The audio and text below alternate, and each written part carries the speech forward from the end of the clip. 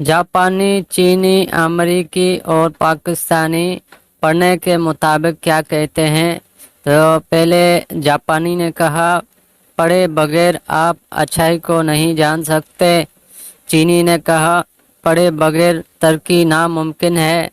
अमेरिकी ने कहा, मैं पढ़ता गया, सवाल बढ़ते गए। पाकिस्तानी ने कहा, ज़्यादा पढ़ने से इंसान पागल हो जाता है।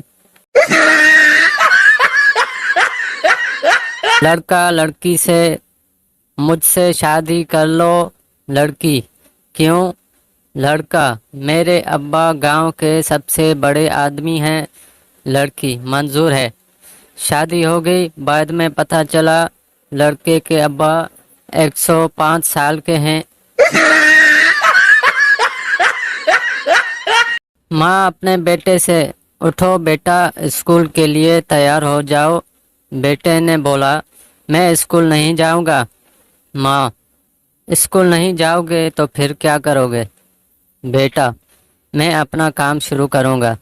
माँ, नालायक बेशरम, क्लास 2 में तुम पढ़ते हो, तुम क्या काम शुरू करोगे?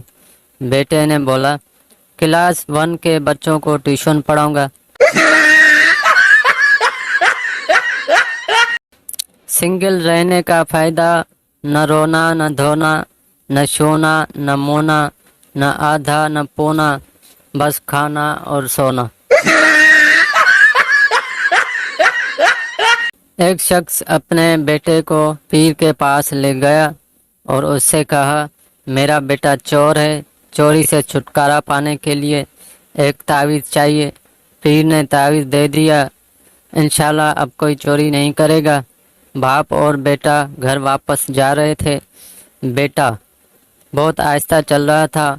वालिद बहुत खुश हुआ। वालिद ने बेटे से पूछा, जिस्म में कुछ बेहतरी महसूस हो रही है? बेटे ने बोला, पीर साहब के जूते बहुत तंग हैं।